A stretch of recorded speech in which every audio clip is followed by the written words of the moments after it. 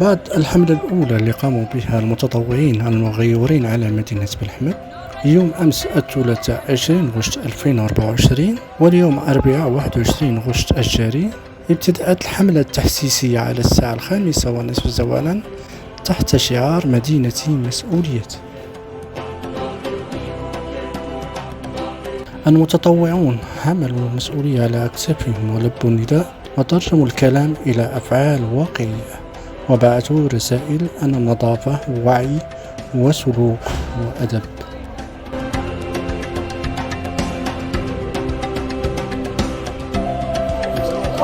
السي عثمان دكاري كنشكروك على كما كتشاهد حتى الاطفال تما انخرطوا في هذه العمليه.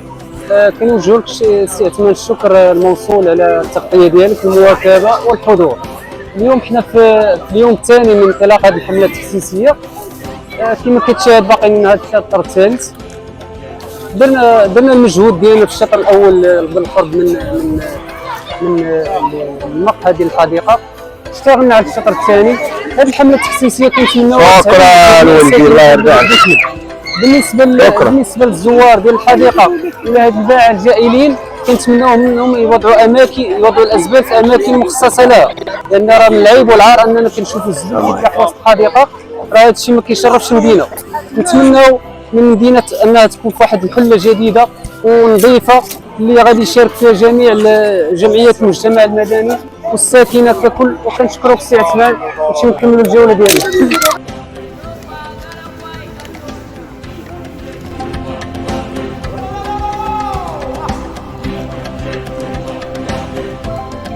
صافي الاخوان، دابا بالنسبه للبارح يعني البارح جربنا الشطر الاول يعني الجهه الفوقانيه، واليوم كانت الشطر الثاني يعني التتمه. دزنا بالمحاذاه ديال المقهى، لقينا بزاف ديال القارورات بحال هذا كثار من نص المحاضر. لا نعم دابا البارح واليوم دابا كثار فوالا ضربنا كثار. المهم دابا الشطر الثالث والرابع، دابا حنا في الثالث وان شاء الله غادي ننتقلوا للشطر الرابع. والازبال بالنسبه للازبال راه تبارك الله راه اكياس بزاف ديال اليوم وقيلا كثر. اليوم كثر. اليوم هذاك الشطر الرابع هو اللي باقي لينا.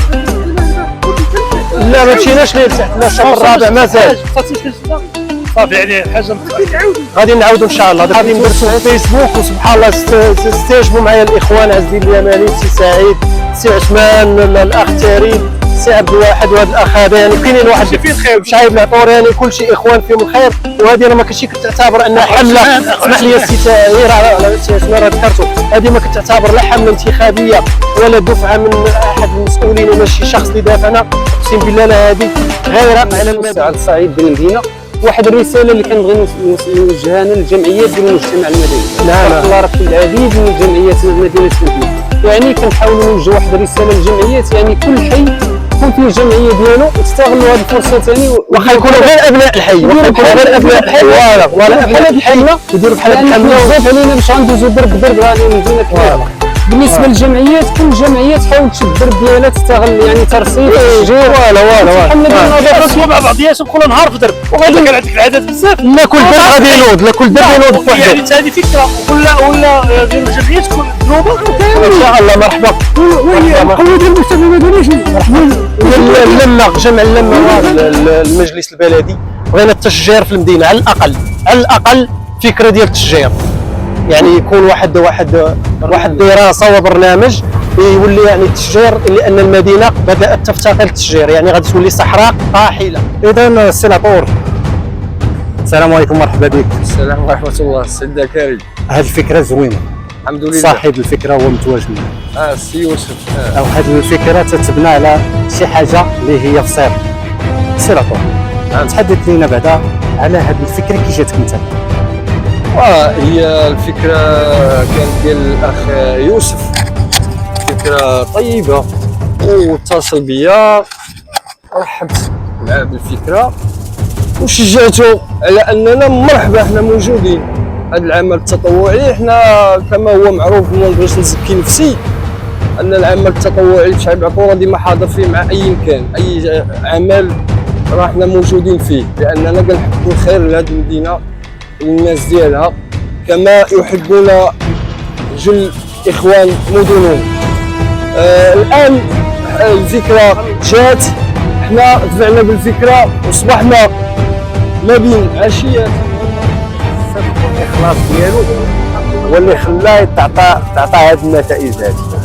هذا الهم انا شخصيا كنت حامله شحال هذا وما لقيتش شكون يتجاوب معايا فيه، والسي يوسف سبحان الله العظيم بحال اللي يبرك على ديك البوطونه اللي كانت. هذا واجب ديالنا كاملين وخاصو يصبح ثقافه، وحنا ما غاديش نوقفوا ماشي غير اليوم ولا غدا، وحنا ان شاء الله ديما غنحاولوا نديروا واحد بحال الدوريات منتظمه مره منا تحسيسيه، منا في نفس الوقت دابا بدنا شي حاجه ماشي اللي تنقادوها بطبيعه الحال. واي نجاح البدايه ديالو صعب، ولكن كما يقول المثل مسيره الألف ميل تبدا بخطوه.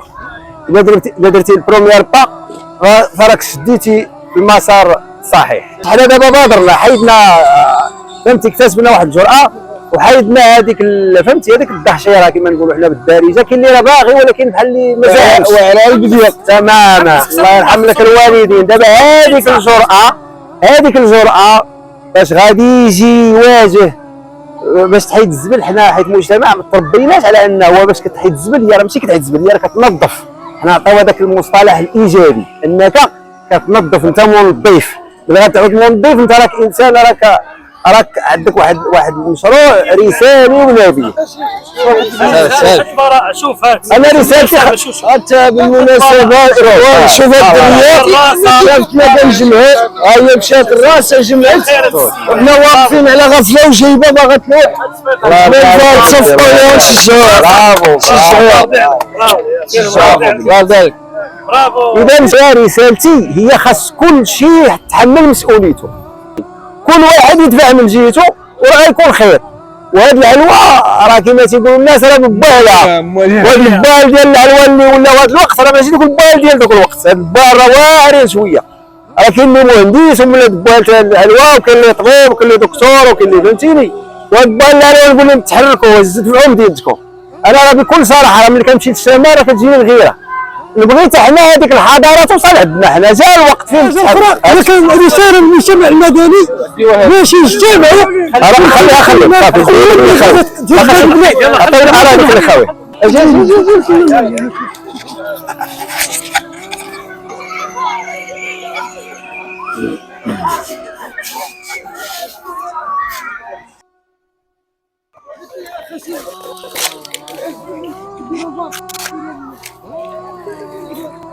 خاص هذاك خصنا نشريو، هذاك ديال سميتو نشريو. علاش زيد زبل صافي.